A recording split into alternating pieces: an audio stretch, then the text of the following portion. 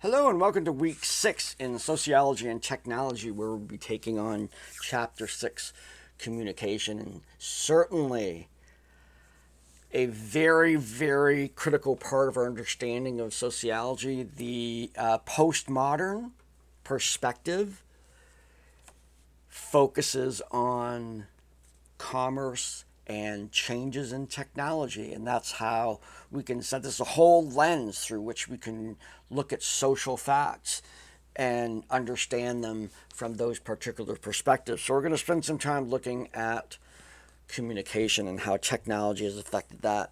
Now, first and foremost, when we look at the history of communication and technology's role in it, ultimately the best way to communicate is in person. Once we have language, which is, a huge step forward, the best way to communicate, of course, is face to face. Then we introduced writing, which maybe not as good as face to face, but it had other advantages, like someone who's not even alive anymore can still communicate. I can make copies of this thing and communicate to endless numbers of people. On and on. You just get technology builds and builds and builds. Now then we add to that the telegraph, the telephone, television, the internet, texting, YouTube, all of these things.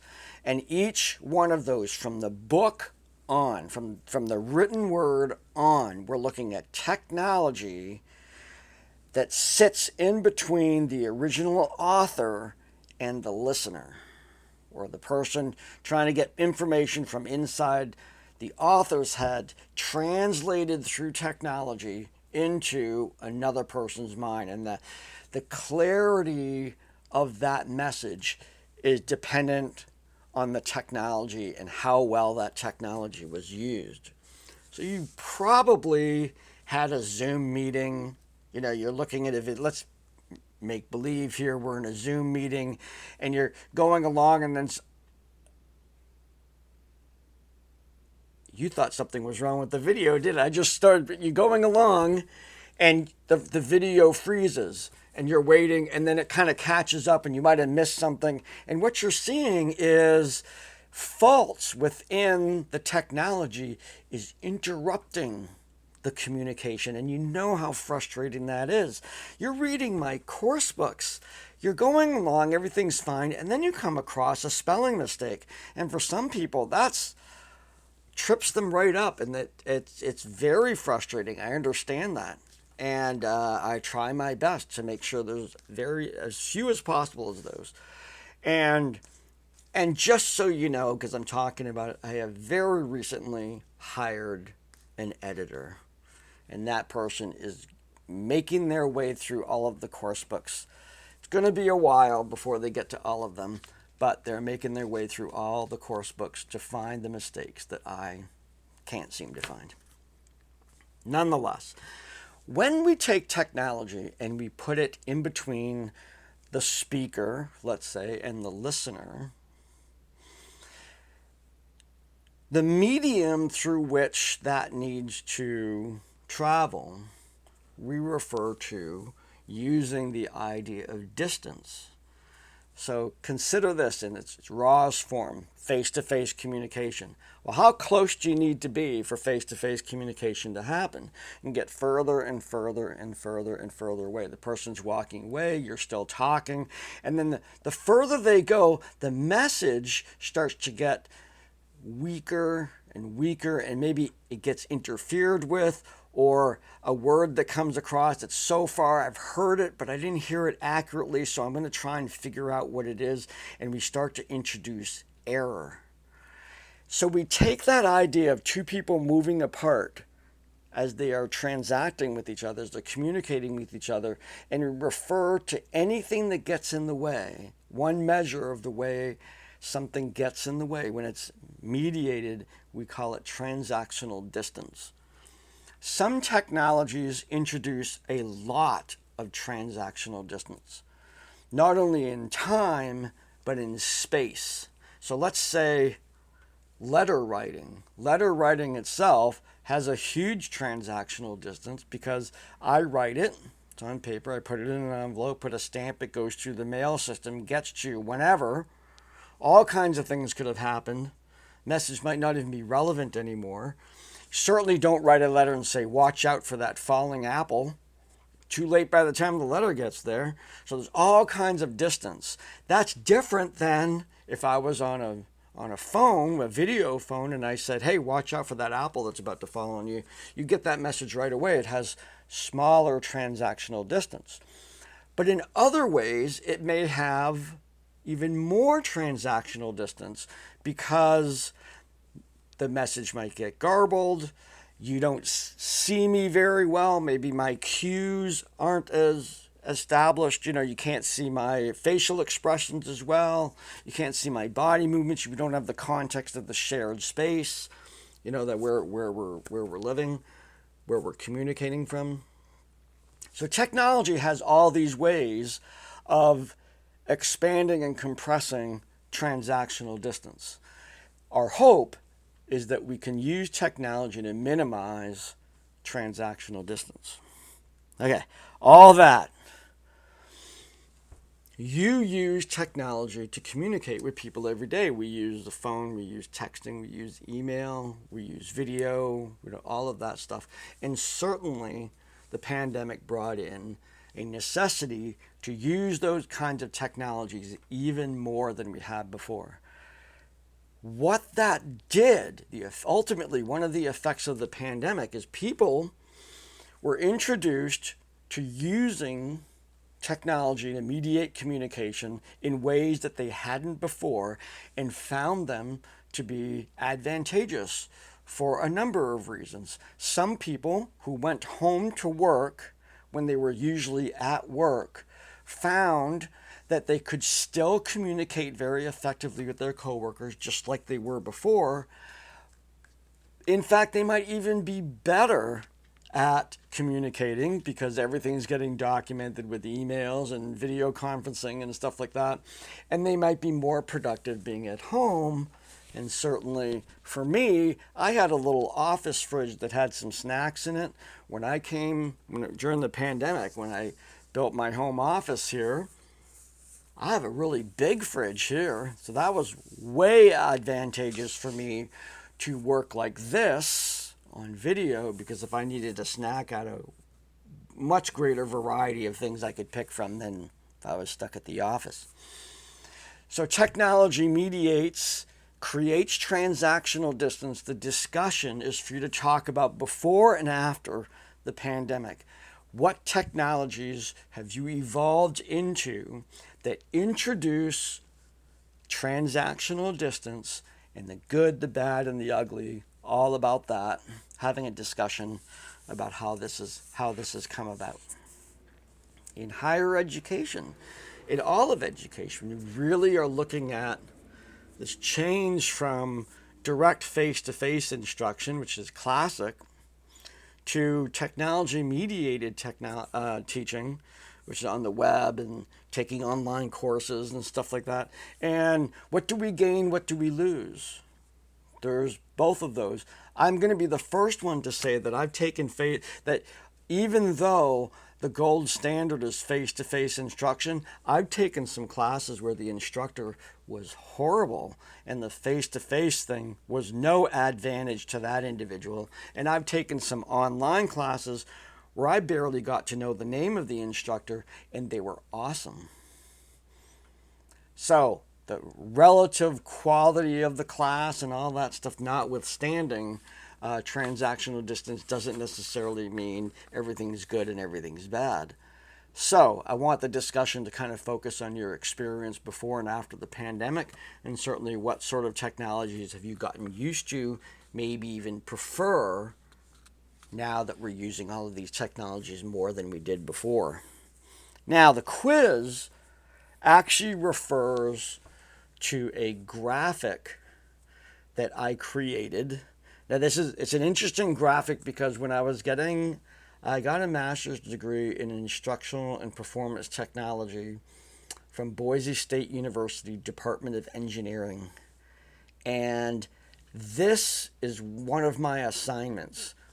We had to come up with a representation of our ideas of what we were learning about, hot and cold media. And rather than write a paper, I designed this graphic, and I think it's good. I think it has a lot of information in it. The teacher thought it was good. I got a 100% on it, and I share it with you today. So this graphic in your course book relates to the kind of technologies that we use to translate ideas from teachers to learners. So you look in this graphic on the left-hand side, we see the teacher has an idea in their head, and the objective, as you can see in the arrow going across the top from left to right, is the transfer of knowledge or a skill. You know, that little box representing that. It's figuratively, we want it over there on the right-hand side in the learner. At this point, at the beginning of instruction, the learner doesn't know this yet. And then we see these 4 boxes. And these 4 boxes along the top, they talk about the degree of which the teacher is managing the experience all the way over to where the learner is managing the experience. And this has been divided up into 4 categories. We have adaptive, can only be modified by the instructor. Reflective, the teacher facilitates the thinking. Discursive, everyone can manipulate the learning process. And then interactive, the learner is acting alone. So those are the words. Technically, you may have seen these words in other contexts, but in this context, that's what those mean. And we see the notion of the learning experience represented by all of this middle stuff between the teacher and the learner, as on one side more teacher controlled, on the other side more learner controlled. And then we have this wedge thing that goes through.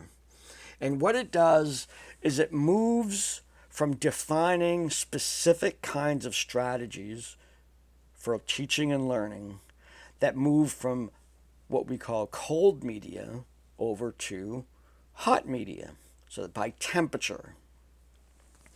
And so we see at the left-hand side, we see verbal symbols and visual symbols. They're basically instructions, text that's coming from the teacher to learner, very cold. Recordings and picture, this right here, this video, relatively cold. Then we see motion pictures, television, exhibitions, demonstrations, dramatizations, conceived experience, and then direct experience. And we get warmer and warmer as we go along. And then there's another category here in those green areas where we're another way to categorize these different kinds of media. One is abstract, one is iconic, and one is inactive. Now, some people will say that what the inactive pieces right there are the hands-on type stuff. The abstract is the listening and reading stuff, and the iconic is a combination of both of those. Okay, so this lecture, as I'm introducing you to these words and concepts here, is in the iconic, leaning a little bit more toward the abstract, sort of explaining these things to you. They're in that iconic area, and they're not inactive because you're not sitting in front of me giving me feedback as to whether you're understanding what I'm saying or raising and asking questions to get more detail. Of course, that's way warmer. That's a lot more hot to have that kind of interaction between a teacher and a learner. So, from your experience, and you can use these specific categories, there's more things that fit in each one of these. You could probably use your imagination for that. I want you to define and give me an example of cold media, something relatively cold, versus something relatively hot or relatively warm. And then in the third question, write an essay, 1-2 paragraphs, comparing and contrasting. It would be extremely cool if you could describe a situation in which you encountered knowledge by reading about it, and then you encountered knowledge by watching a video about it, and then you encountered the same knowledge with a demonstration, and then you encountered the same knowledge doing it yourself. And in that this class is chock full of tradespeople, there is no doubt that you've experienced with just a set of concepts that you've gone through each one of those areas on your way to a full understanding. And you get this sort of abstract notion of what you're talking about. Then you get this sort of iconic, a little bit more precise. Then you get the even more hot, you get the demonstrations. And then ultimately, you're doing it yourself. And all of that contributed to your learning. So having an example like that where it's looking at one topic that went through all of those would be ideal to answer each one of these questions. And certainly a very, very, very concrete experience about how these things work. Now, different fields have different ways in which they present material. I mean, certainly within the field of psychology, particularly at the beginning, there's a lot less hands-on because we talk about abstract ideas so much. It wasn't until later on when you're in graduate school that you start doing the work of that. Very different, let's say, with nursing, where nursing will examine things from a conceptual point of view, certainly abstract in terms of healing and health, and then demonstrations, and then working with patients. You know, that kind of, we can see that trend, learning those things. And it's certainly, we could probably jump to the conclusion that when you have a learning situation that encompasses all of that, it's a very, very rich experience. The individual walks away really having learned quite a lot about that particular, as long as those activities are well structured and interconnect with each other, it's a great way of teaching something. So, in the quiz for this week, for this chapter, I'm having you explain and provide an example of something cold, something hot, and then integrating the two into a description of that experience. And like I said, having one topic that went through all of those would be a really good way to solve this particular challenge, putting these questions together. All right, so that's it for this week. I will see you online. Have a great week. And take care.